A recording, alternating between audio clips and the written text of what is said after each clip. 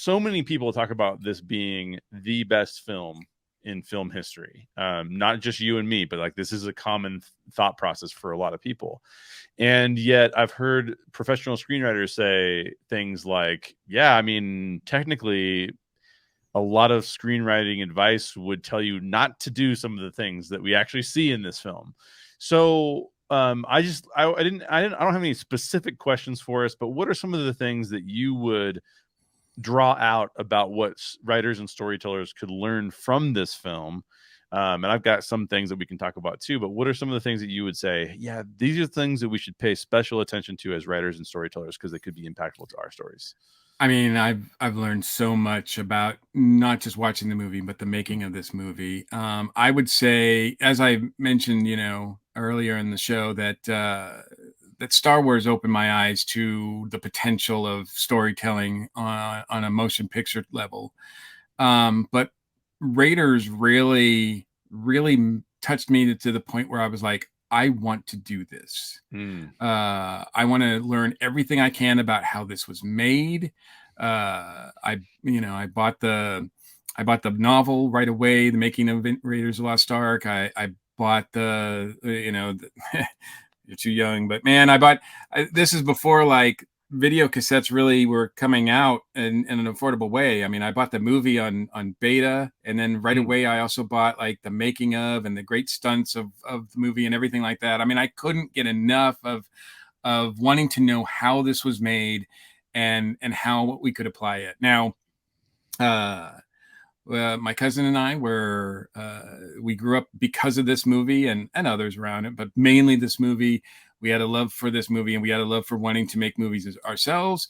We actually made 3 fan film, Indiana Jones fan films. Nice. So I have direct experience on how difficult it is to make one of these movies.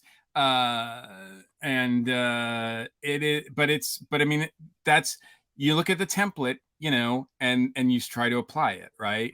And yes, I know that in a lot of ways, as you said, the reputation of this movie is a little suspect. I think the greatest screenplay of all time is I think you covered it earlier this year, right? Chinatown is what's regarded right as the and guy wears a fedora in that too, so it's not that's that's right. It only takes place like a few years after this, I think. Time-wise. Yeah, exactly. But and I can remember really early on, a friend of mine, after watching this movie, said that they felt it was very contrived. And I still am really defensive about that. I understand what he means. There are certain things that happen here because they need to happen, script-wise. And so I think there's a lot of things that sort of distract you from that, at least if you are, if you fall for them, things like the character moments and the action pieces and everything like that. You're having such a good time. You don't care if everything connects the way, it should. You don't notice exactly, like we mentioned before, about how Marion's role is kind of diminished as the movie goes on. At least her agency anyway. Right. And things of that nature. And yeah, there are certain things that have to that happen because they need to. And yes, that is, but you learn that. I mean, you learn, obviously, more importantly, you learn that, okay, well, if I do have a script that's like that, or if I do one, if I'm making something, that's where I really learned about characterizations and how important that is, because that's the one thing about Raiders of the Lost Ark is every single character is well developed. I mean, we mentioned the exposition scene. Yeah, in normal movies, it's just an exposition scene, but you can really read the what's going on, the dynamics between the 2 U.S. agents, between Indiana and Marcus, and the 4 of them as they're talking, and they have there's things that going on all between all 4 of them that are really interesting, that compel you through that scene. It's not just dry text. And that's just filmmaking 101. That's Steven and who's the guy who wrote this, the credit with the screenplay? Oh yeah, the guy that did Empire, right? Empire Strikes Back. Kasdan. Kasdan, right? Yeah. Great, brilliant guy. Doesn't get near enough credit. I think was very much lacking on any of the follow-ups to this movie. I think that in itself makes a difference. And so you realize that, you can, as long as you have and develop the characters well enough, you can get through these scenes. And maybe they're not perfect, but you won't lose anybody. Yeah. And I think, and there's a note to be made, I think, about the larger category of pacing, because so most films would not begin with a vignette that has very little to do with the rest of the film, right? Like from that vignette, all we really learn is that Indy is an adventurer who also is searching for artifacts. We learn that he's on the good side, because we know he's on the good side. And this is something that people point out about Indiana Jones a lot. I'm sure we'll talk about this on a future podcast, but they'll say, is he really okay? Because it seems like he's kind of colonial and trying to take artifacts and put them in museums. But you'll notice that he is, when he's getting the idol, he's going to give it back to the people of that area, whereas Belloc is the one that's like, they don't know that I'm going to take it from them. They don't have any clue that I'm going to take it from them. And so there's these little moments in there where you're learning that Indiana Jones is the good guy and that Belloc is the bad guy. And I think some of those things they're interesting because they matter to us as a film goer, but they don't matter necessarily. Well, they contribute to the overall story, but it is a different way of putting together a first act where you're like, well, the first 10 pages are going to be completely different than the rest of the movie. And yet it works so well because the pacing is correct in it. And that the characterizations, like you said, are correct in it. So as long as those characters are compelling all the way through, we're very drawn to them. And then you brought it up too, the same scene we were just talking about, where it's an exposition dump scene, but the pacing of that scene, it's a slowly paced scene, but all of the tension and the conflict is there. And that's one thing that I think that Spielberg is kind of a masterclass at, is he pushes conflict to its nth degree, almost to the point of ludicrousy, right? Like Indiana Jones just makes it through all of these different things. He's saved the guide in the beginning, and the guide says, throw me the idol, I'll throw you the whip. And then he throws him the idol and he just drops the whip. And it's like, oh, it just got worse for him. You know what I mean? It's this really interesting thing that they're able to kind of, Spielberg seems to know, and I'm sure Kasdan's script has it in there too, but I feel like Spielberg and the editor, who I don't know who edited this off the top of my head, but they know when to put their foot on the gas, take their foot off the gas, and put on the brakes. They just are. It's almost perfect in the way that this movie is paced all the way through. I think that has to do with the script as well, because the follow-up movie, Temple of Doom, is typically described, and I think accurately too, it's just one big roller coaster ride. Yes. Whereas Raiders seems like it's much more of an epic tale. There are sure action pieces, but then there's also character pieces. There's times where it kind of quiets down, but you're not bored. And it has, it has this epicness of, say, like a Lawrence of Arabia or something like that. But it's also a tale about somebody that, like I said, we can relate to. Yeah. It seems like an everyman. He's not like this big elite snob or whatever, not like James Bond. And I think what you were talking about before about the opening sequence that doesn't have anything to do with it, that's taken right from the James Bond template. Oh, that's almost the point. Every single James Bond movie starts with a adventure that has nothing to do with anything. It's just sort of like a teaser, an appetizer to get you ready for the main story, right? Yeah. And so they use that to their example, because obviously they do think of both Spielberg and Lucas think of him as more of a James Bond type, which is something that I've never really been able to reconcile with. But even though that's the origin, I've always had a little trouble with that, because I think he should be treated a little bit differently. But the other thing about, whether or not he's a good guy or whatever, what he's doing, et cetera, the other thing I hear all the time is, well, if you look at Raiders of the Lost Ark and the whole story, if Indiana Jones is not there, Oh yeah, everything yeah. plays out the way it would anyway. Right. You know, the Germans get the Ark. They open the Ark. Everybody dies, and it's left there, and maybe the United States picks it up afterwards, and then it's put in a museum. It's like nothing would change. Yeah. So for all this epicness of this tale, the one thing that Indiana Jones does do, the one thing, and that's why that makes this movie so wonderfully like small in this regard, despite all this epic thing that's going on with these armies and World War II on the brink and all this occult stuff happening. It's huge ramifications for everybody involved. But the one thing that Indiana Jones does is if he's not there, Marion's dead. And Yeah. she's dead many times over. Right. And that's not to say that she needs him, but that's, we get into her agency thing again, but still, his main purpose of being in that movie is to save Marion. And so at the end when they're together, it's very much like he doesn't have the Ark anymore, but he has Marion, and everything's going to be okay. You leave the theater smiling, even though the thing's being put in a warehouse and forgotten somewhere. They're going down the stairs arm in arm, and everything is great.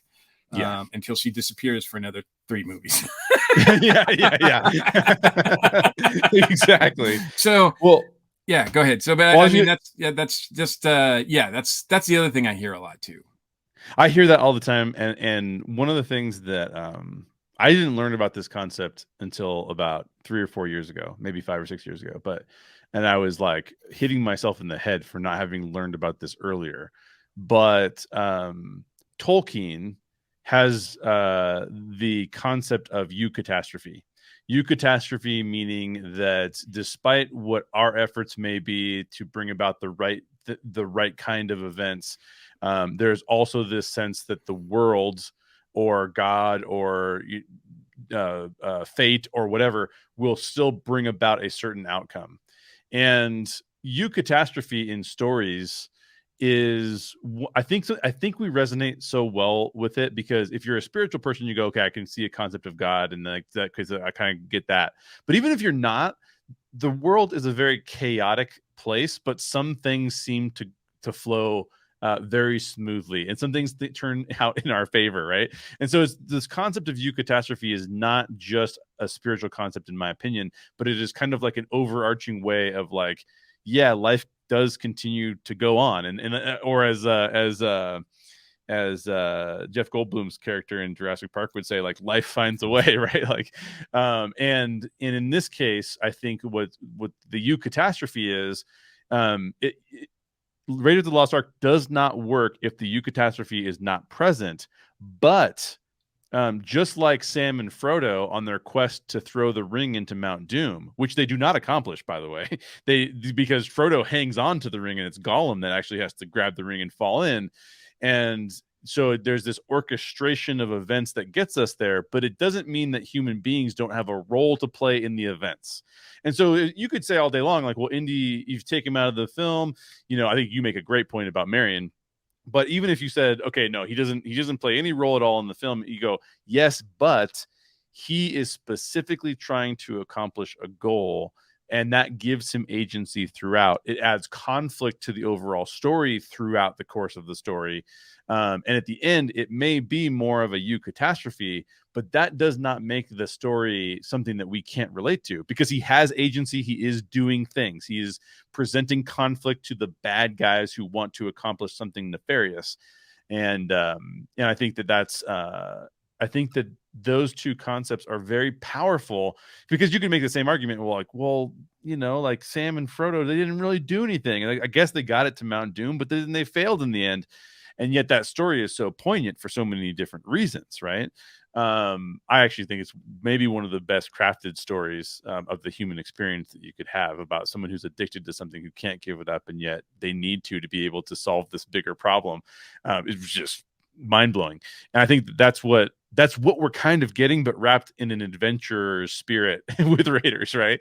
Right. So it's a little less heavy maybe in the end than it is otherwise. Now, with the characters, what are some of the things that you think, because I think your point about characterization and we can tell because we had the conversation about how they were even introduced to us. But what about the characterizations stand out to you from a writing perspective? Well, I think it really, I mean, to watch this movie and to really take it in, I think to sort of piggyback on your point just about Lord of the Rings, is that there's a difference between story and plot, right? And the plot of Raiders of the Lost Ark has all to do about the Ark. The story, it's just a guy trying to do his thing, trying to get things done, trying to save the girl, etc., etc. Like, there's a difference there. The Ark, as powerful as it is, as impressive as it is, as cool looking as it is the MacGuffin. Yep. Right. It's just the thing that Indy is looking for and everybody else wants. And so it comes down to Indiana Jones first and foremost as your main character, but then you have to surround him with a whole bunch of other characters, not just supporting characters, but characters that oppose him. And the more work that you put into those characters, the deeper your storytelling is going to be, the more relatable. More people can relate to it because they can not just relate to one person, but maybe a few people and the conflict they're in. And credit to Steven and the screenwriters and everybody else too, but Steven in particular, is that Steven doesn't treat the quiet moments any less. He doesn't just sleep on them, right? Like, he treats those just as importantly as he does like the big action set pieces. Absolutely. Like that whole sequence with the wing, as we were talking about before, very elaborate, took many days to shoot, et cetera, et cetera. But I guarantee you that Steven attacked that with the same passion and the same sort of issues as far as where should the camera be, what should this be doing, as the scene between Indiana Jones and Marion on the boat, which is one of the most quiet scenes, and yet it's so compelling and comfortable, and it just makes us, like, it's just a really good feeling that a lot of people think of when they think of the movie. Yeah, absolutely. And it strikes me that as I started watching what were called the Young Indiana Jones Chronicles, now called The Adventures of Young Indiana Jones. Because of you, I started rewatching those, by the way. Oh, yeah. By the way, I will say this to everyone listening. They are fairly boring until you get to episode 5. Is it 5 or 6? When they age Indy up, it gets considerably more exciting. When he's a 8 to 10-year-old, there's some really boring moments in there. There's a reason it only lasted one season. Yeah, exactly. There's a lot to unpack there, but I am enjoying rewatching it. Yeah, they are fun to rewatch. The one I just watched was great. But the reason that show came about was that the people working on Crusade, when they flashed back to younger Indiana Jones, they realized that George had all of these things in his head about how this character was shaped. And they went, George, what are all the things that this character did and went through? And George basically went, I got 71 episodes of television that we could do about what I know about this character and what he experienced. Now, there's no chance that an individual would have experienced all of the things that Indiana Jones experienced in his life. I literally watched an episode where he joined Pancho Villa in Mexico and is fighting the revolution. But the point is that the storyteller, the person who says this is the kind of story that we want to tell, has all of those things influencing. And that, I think, to me, is why Indiana Jones doesn't feel as much like James Bond as he could. And it's not that James Bond isn't as well-rounded of a character. I think he probably is. But those are the things that separate him. Because to me, I totally agree with you. He does not feel like a James Bond to me. He feels different than James Bond. But it's all of those experiences that led him to be who he is that is actually different than James. So having that backstory so solidified about who that person is, I think is another reason those characterizations work so well. And I think that Lucas probably has a lot of those characterizations for a lot of those characters, which is just phenomenal to think about. Is there a specific scene in the film that you would point out as being particularly well crafted? And we've talked a lot about the exposition scene, but are there any others that you'd say like, wow, it's a really well crafted scene? It's hard for me to think of any that aren't. I know. I mean, really. I mean, so we true. talked about how great the opening is, that whole adventure, and how much we learn from it, and how well it's done. To the exposition scene, to the first meeting between, or the reuniting, I should say, the reunion of Indy and Marion, which is shot so well, and given so much care. To the action pieces, we never even got a chance to talk about the basket scene and the truck and all that, which is an amazing thing in of itself. Of course, everybody likes the fun moments, like the very famously improvised moment where Indy just shoots the swordsman and all that. And I think that's also, indicative to me of how Indiana Jones is different from James Bond, because I think, to me, James Bond is somebody you watch and you're like, wow, I'd like to be that guy. Look at, he's got the great cars, he's got this, that, and the other thing. He looks great. He's got the women, everything like that. Whereas Indiana Jones is a guy like, oh, I know what that feels like. Yeah, exactly. I mean, exactly. I'm not in that situation. But, I've been punched in the gut by life before, like that before, like that kind of thing. And then but you carry on, you try to do your best you can, and you get, knocked down again, you keep getting up and you get knocked down, et cetera, et cetera. It's that truck scene, like over and over and over again. And so, yeah, I definitely think that, writing wise, there's that, but, like I said, I think it really comes down to, the writing and Steven and the actors too. They all know when they go into a scene what their goal is, or what the character is going to try to, what the character's trying to do, and what is in their way. And I think that's important from a writing perspective, because when you write, you don't just put characters, you should have the characters like talk to you. You should have the characters like let you know, like. And when you try to put them in situations like I've done, sometimes your characters are like, no, I wouldn't do that. And you're trying it, but you're like, but you have to do this in order to get to this point, and the character is like, you're going to have to come up with something else, because that just doesn't seem like something I would do. And it seems insane when you talk to people about like writing this way, but it's really how you have to approach it, because if the characters aren't real for you, they're certainly not going to be real for the people who are playing them or the people who are watching it. Oh, that's so true. Yeah, that's so true. One of the scenes that I thought of that we did not talk about much that I think plays extremely well is that this is not a love story, but yet has a love story in it that is of high quality, you would say, right? Like, I do agree with you that near the end it gets a little bit muddied, because this is an adventure movie, not a love story. So it gives one character much more agency than the other one, because we have to get to a place, right? But the fact that I really like the scene where Marion puts on the dress and she's looking at it in the mirror, and Indy's on the other side of the mirror, and he's just all the things hurt, everything hurts, and then she flips the mirror and hits him in the face. Yeah. And that scene is played out so well too, because there's comedy, but there's also a sense that these two characters are have a history, and that history is kind of playing itself back into more romance. But then Indiana Jones falls asleep, and so there's this constant thing where like Marion wants to give Indy more of her emotions, and yet Indy is incapable of receiving them very well. And I think that is throughout that particular scene with the conflict there. Is particularly because James Bond, to your point, in that scene, they would have just made love.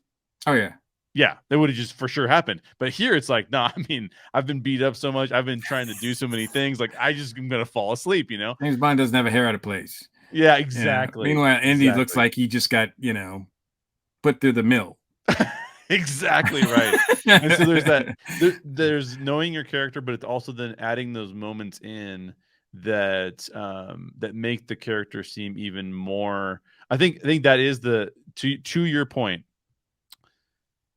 Indiana Jones is the everyman. James Bond is the aspire to man.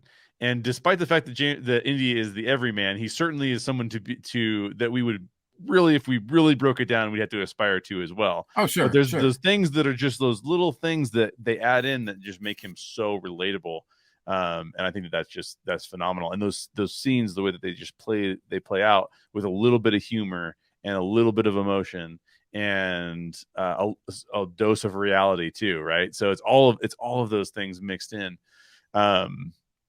And that scene between them is one of the most tender romantic scenes, I think, in history. I mean, that whole, it's just done so well. You know, and she's like, where doesn't it hurt? You know, and he's like, you know, he shows me like, my elbow, and she's like, you know, so she kisses it, and he's like, oh, yeah, exactly. Like, well, here's not too bad, and like, you know, like.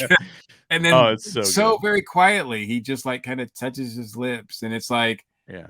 I mean, it's just so well done by people who are just so good. Yeah, really across the board. I'm trying to think if there's anything else. I think I do. One thing that doesn't get talked a lot about that is a scene that I really love is the final scene. Where I shouldn't say the final scene, but maybe the penultimate scene. If we consider the forklift carrying the box as the final scene, right, then the penultimate scene is where Indy's frustrated with the agents for taking the Ark and not studying it, and yet Marion is there with him. They are dressed to the nines now. They're no longer on an adventure. They're back in the real world, and there's this. He's frustrated that they're not doing what he would like them to do, and she's kind of like, we just got away from the worst situation possible, let's go have a good time. And it maintains the character arcs that they've both been on. It maintains the sense of characterization that you referred to earlier, and yet it is a scene where I had somebody who was who studied storytelling. Can't remember her name. I wish I could give her a shout out, but she talked about she would use two terms, and she would say storytelling is about, you start out with your characters experiencing, she used the word shalom, which she then translated to mean like everything as it's supposed to be, and then something crazy happens and it puts you down in the pit of despair, and then you have to crawl out of that pit of despair to get back to maintaining shalom, everything as it should be. And I think that the movie does a really good job of that. Now it has a pre-scene that's like, maybe that's not shalom because he's in the midst of an adventure, but then when we see him teaching, that's kind of his, okay, maybe it's not his shalom because everything should be him as an adventurer, but like this is him in the normal life, and then he returns to that normal life at the very end of the film as well, and you can kind of see the differences there. I don't know, I just think that the film has a balance there that is it doesn't just end with, a lot of films might end with all the Germans die, they untie themselves and they hug each other and kiss, and then the film just ends there, right? And it's like, well, we'll see what happens. But they didn't do that. They took it a step farther to go, no, this is, everything's going to go back to the normal way that it was before. And I really like how that was done. That was really cool. Yeah. Any other tips you can think of, or any other comments? Well, I do think, if you're looking at shortcuts, I mean, I think they do a pretty good job with Belloc and Tolt, really. But as far as, just having the Germans be Germans, I mean, I mean, there's no better bad guys on the planet, right? Like if so, exactly. I mean, that's at least those particular kinds of Germans. Right. Not to single out like Germans as a whole, but but I mean, and that's, you want to talk about timelessness. I mean, punching them never gets out of style, right? Like it's just like, so you want to, and that it's a shortcut, but it works. I think the level that the characterization they give Belloc is really interesting, because I don't think we ever side with him, but become very close to actually liking him at a couple times. And we realize that, as bad as he is, he's not one of these like German tools, right? Like he's not like a tool, and he's doing things his own way for his own ends. So he's not just Vichy, Vichy. So so there's some work there, and I think you always have to have, certainly in an adventure story like this, if you've got a hero, you need to have a villain that is equal, if not like just more intimidating, because otherwise the dynamic doesn't work. So you have to, as much work as you put in building up the hero, you have to put that work on the other side to build up the villain as well, or else it doesn't look like he's got any issues really. Like, oh, well, he's going to handle this guy, no problem. I don't really understand why there's a problem here, because this guy's not even a threat. Yeah. But the fact that they set it up at the beginning, even though we say, oh, that really doesn't have to do anything in the plot, it does, because it sets up their relationship. And, we dislike him instantly because he's taking this thing away from Indy that he works so hard for. and he's done it many, many times. So when he pops up again in the movie, like a half hour later or whatever, you're like, oh, damn. We know right away, this guy's bad news. Like, this guy's got Indy's number. And we don't even have to like work that hard for it. It's just it's played out so smoothly. So you have to put in the work. I don't think you can just put in the work to some characters and not others. Yeah, in fact, you made me think of another thing that I thought of this time watching it as well, and that is having a cast of characters who all have a different perception of what should be done. So for example, Belloc is really fascinating, because Belloc's goal is very explicitly stated. This is a radio to God, and I want to talk to God, right?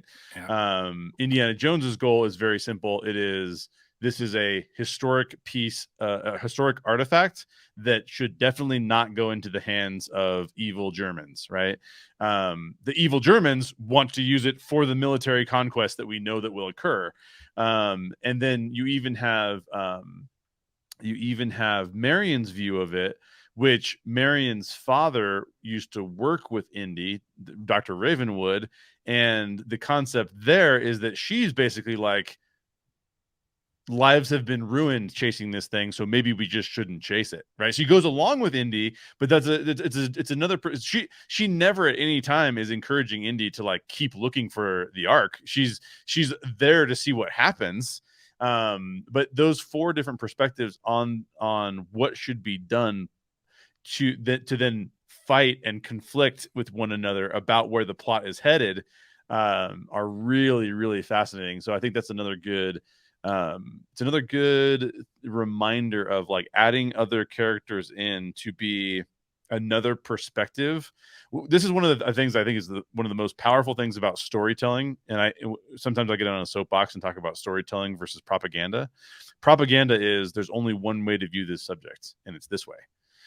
What I love about storytelling is that there are multiple ways to view this topic, and let's play all of those out and see what happens at the end, right? And I think that that's a much more powerful way of telling a story, because at that point now it puts a lot more work on the storyteller's shoulders, because now you have to go understand those perspectives. And when you understand those perspectives, you actually have to treat them as if they're fair to have. So you have to say, now, is it fair to say that the enemy Germans want to have a powerful item? It's you could say, to your point, we can use a shortcut and say, well, we all know that that's inherently bad, but we still can see, yeah, a powerful item is likely what they would want. So you can kind of get behind the fact that someone would want that and have that as a goal. And then we can look at Belloc and we can go, oh, interesting. Like, to your point, he can sometimes almost seem like we like him. And why is that? Because he has a goal and he's conniving in the way that he's going to get to it, but it is not necessarily a goal we would not find in the world. And so those make for better conflict, they make for more reality, and they make for less propaganda, right? They reduce the propaganda that we may otherwise see in the film. And so, and propaganda is just, there's one perspective on this, and everyone who does not hold this perspective is the worst. So yeah, it's really, really, again, that I think can be traced directly back to Kasdan, right? Because he's the one that has to arrange these things into a screenplay that showcases all of those things. With, again, this is an adventure story. It is not a story about how we should view the world per se. And so he knows how to inject those perspectives without making them become the main focus of the film, right? Which would be a completely different genre. So yeah, it's just really good stuff. I could talk about this for hours. Any last things you want to bring up? Well, just that I will say that also, I do think that from working on the fan films, I think when these were all done when I was a teenager, and nobody will ever see them outside of my private family, because they are not something I would show, let alone to the fact that I don't want to be sued by Disney. Right. But it is really thrilling to try to come up with the pieces that you kind of feel like are part of this story. Something for Indiana Jones to find, somebody to go up against him, why that is, what the stakes are, et cetera, whether there are other people involved, and what their roles are going to be, and if there are casualties, because there have to be stakes. There have to be like the threat has to feel real. So you can't just have nobody die, because otherwise it doesn't feel like it's got like weight to it. And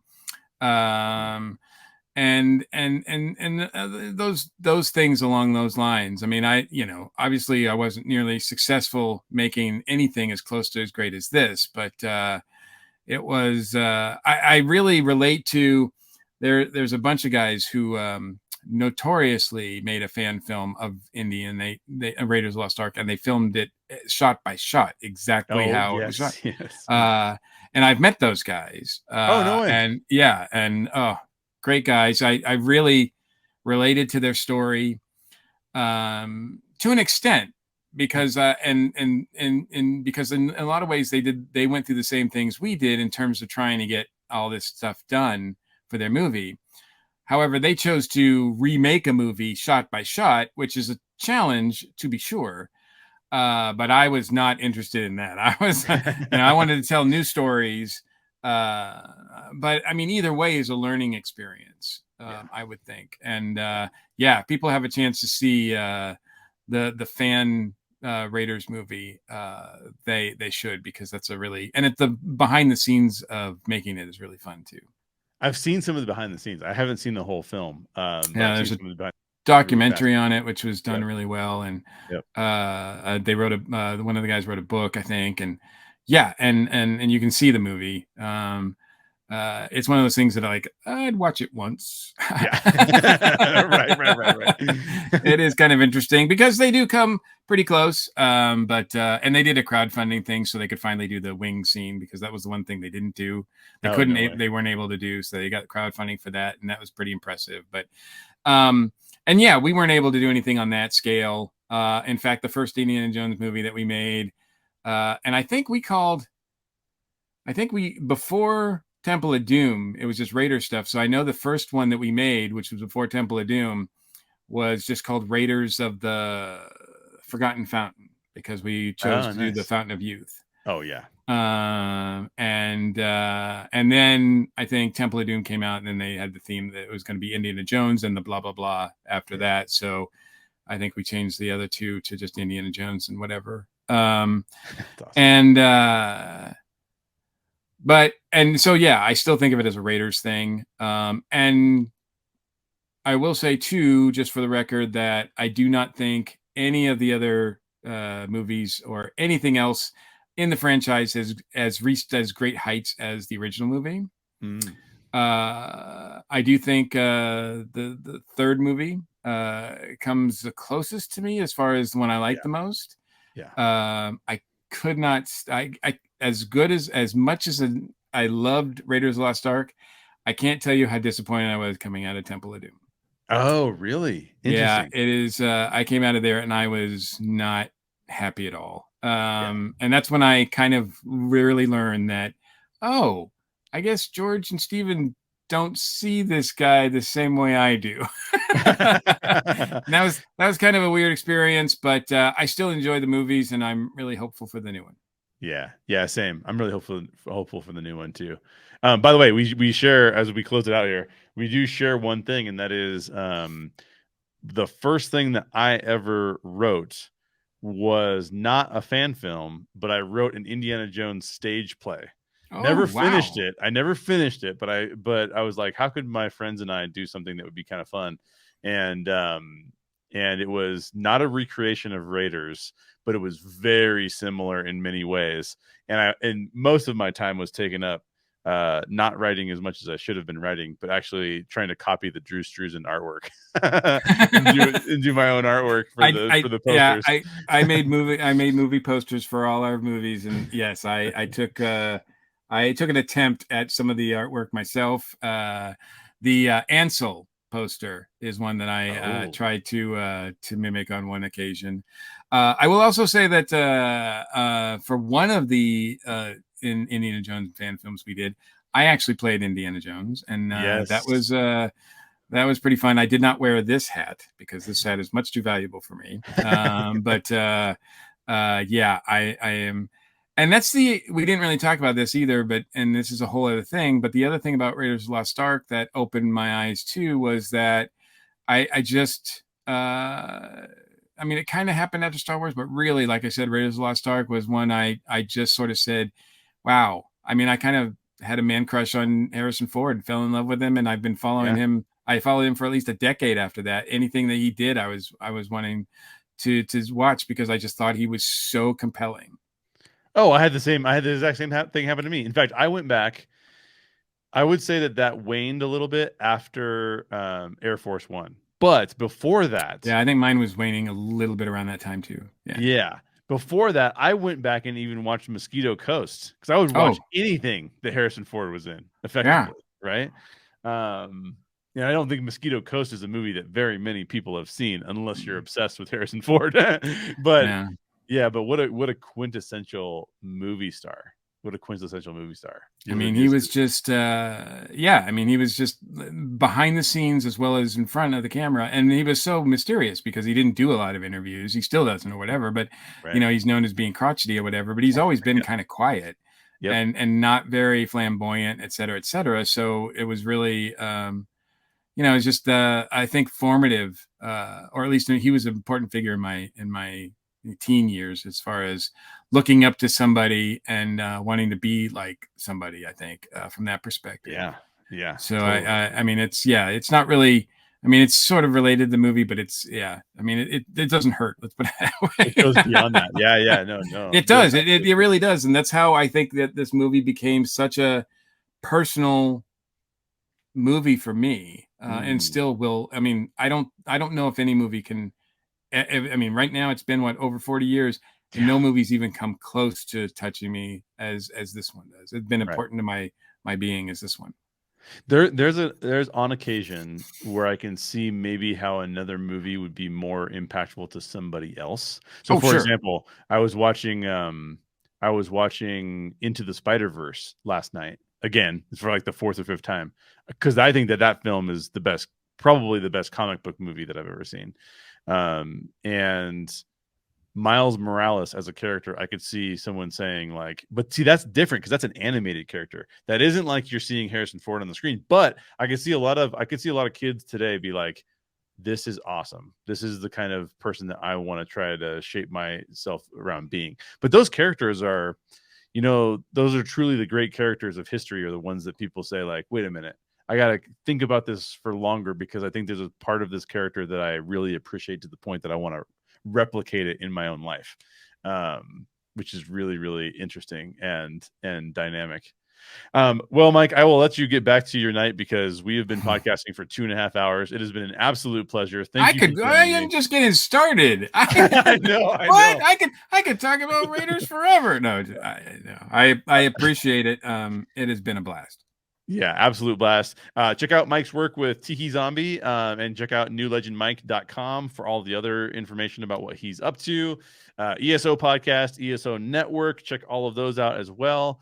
Occasionally, I'm a guest over on the ESO Podcast. You can always listen to I'm those sure you'll be episodes. back soon. Yeah. I love chatting with you guys. And you guys have a great crew over there. Phenomenal crew. In fact, we shared Ashley Pauls was on both of our crews for a little while there. She was writing for us, which is we awesome. Still got her. So yeah. You guys are doing fantastic. We won. Yeah. Oh, we won the Ashley pool. Yeah, exactly. Shout out to Ashley. Ashley, you're the best. She's awesome. She's really cool. Awesome, Mike. Well, have a great rest of your night, great weekend, and we will look forward to seeing Dial of Destiny and talking about that, I'm sure. Absolutely. Thank you, man. Take care. Of course, you too.